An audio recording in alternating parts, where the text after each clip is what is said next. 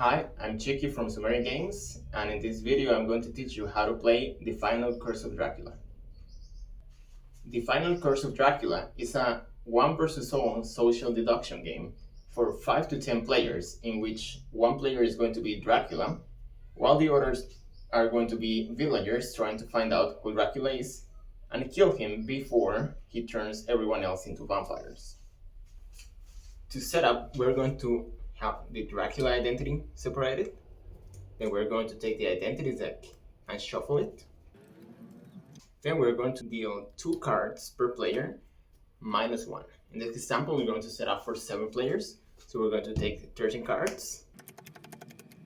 And adding Dracula is going to be 14. Then we're going to shuffle. And then we're going to deal 2 for each player. Each player is going to have the chance to check their identities right now. Meanwhile, we're going to shuffle the wheel cards, and we're going to give 1 to each of them. Then we're going to put the bottom card in the middle of the table. We're going to give each player 1 vote card, 1 condition card, and finally 1 status card. You have to be in the alive side. The ideal setup is going to have the 2 identity cards, plus the wheel card closer to your player, the condition card and the status card closer to the rest of them, and your vote card anywhere where you can reach it.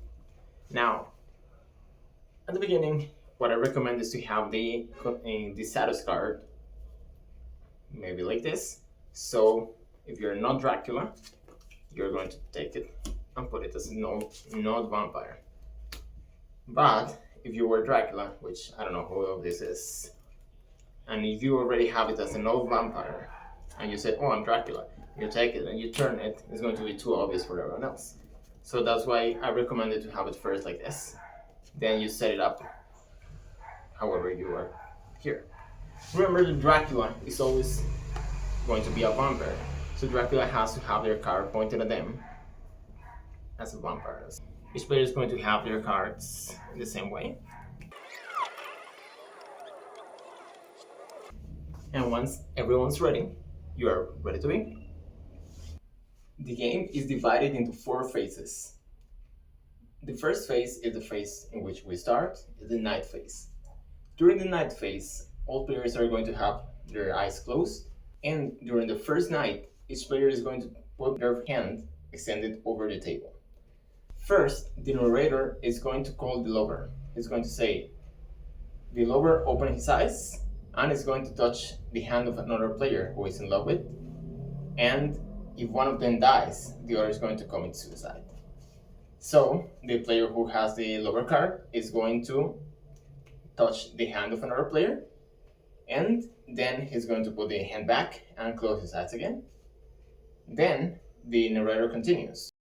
The demon opens his eyes and touches the hand of another player.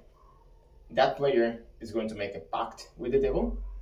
So when another player dies, that player has to guess who the demon is, so they can revive them, and if they fail, they're going to die. So again, the player who is going to have the demon card is going to open their eyes, is going to touch the hand of another player, and then is going to close their eyes. Then the narrator continues. Now everybody puts the hands away, and the vampires open their eyes. During the first night, only Dracula is going to be a vampire. So Dracula will open their eyes and is going to choose another player in the table to turn into a vampire.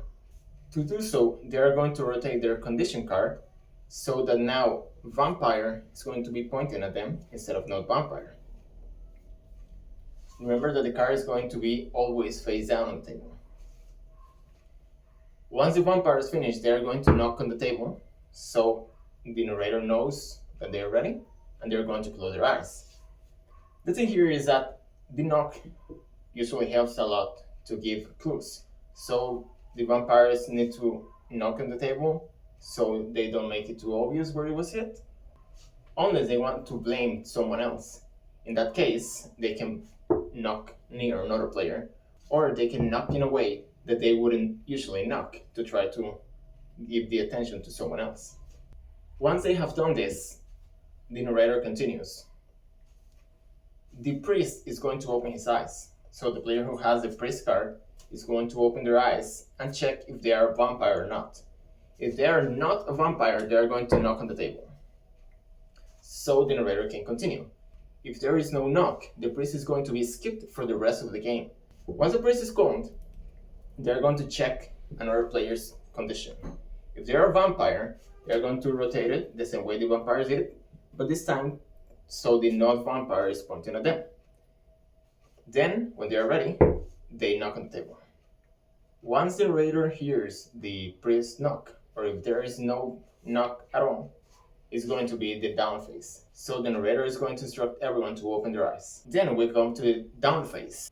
During the down phase, players are going to check if they are vampire or not.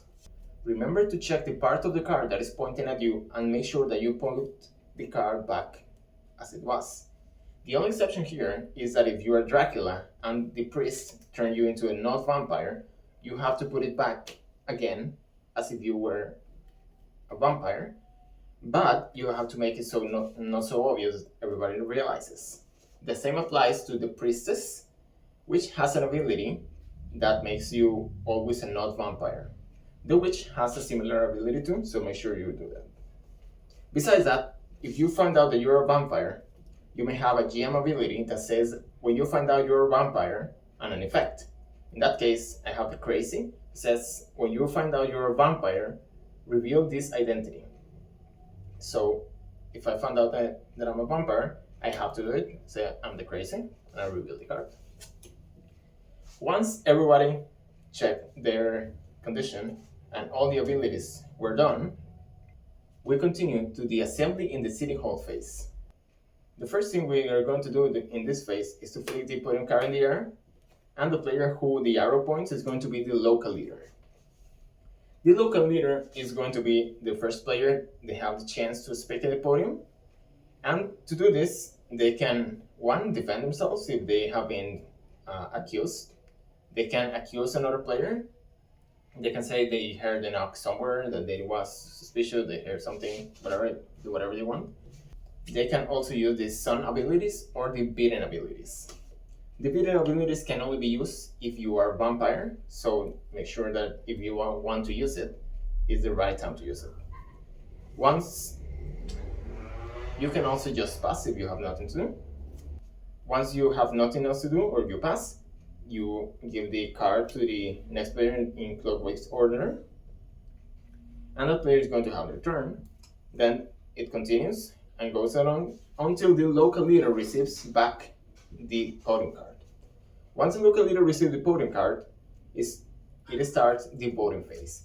During the voting phase, starting with the local leader and in turn order, they are going to give their voting card to the player they want to execute.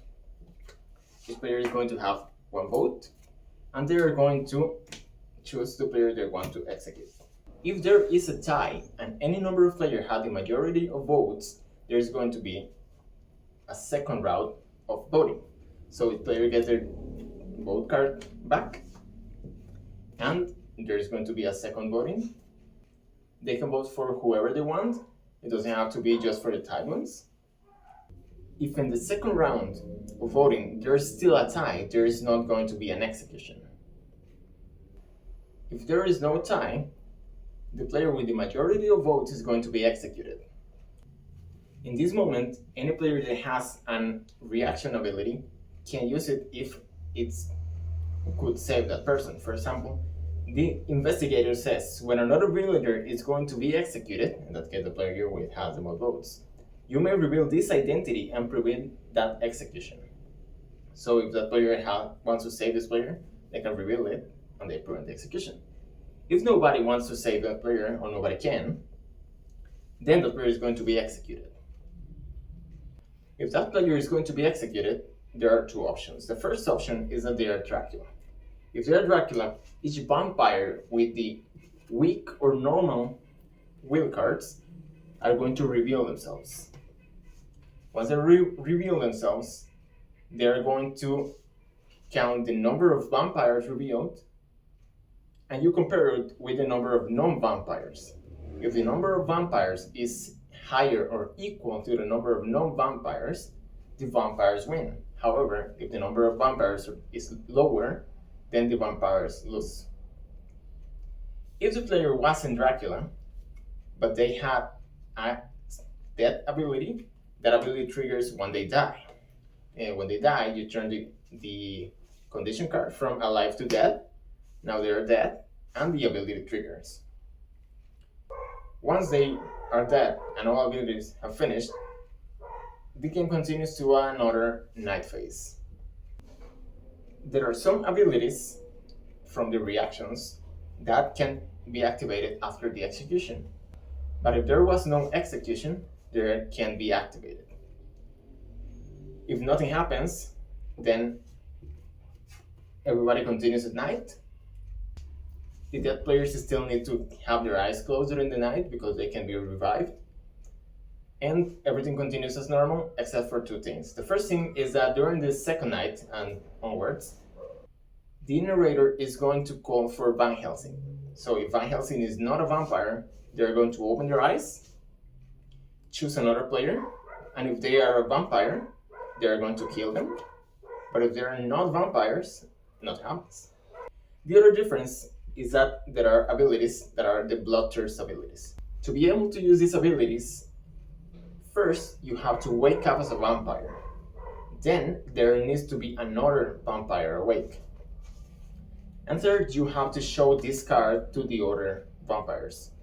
So for example, the Virgin says that you turn an additional villager tonight. So instead of one vampire, we're going to turn two. Once you use the ability, you put it back face down, because that helps for the rest to not know that you use it. And again, it can only be used once per game, and the rest plays as normal. The game continues until you find out who Dracula is and the final battle ensues, or when Dracula turns every alive villagers into vampires. As you can see, the game is pretty simple, and once you finish, you just have to shuffle your identity cards, deal new will cards, and that's it. Thank you very much, and por allá.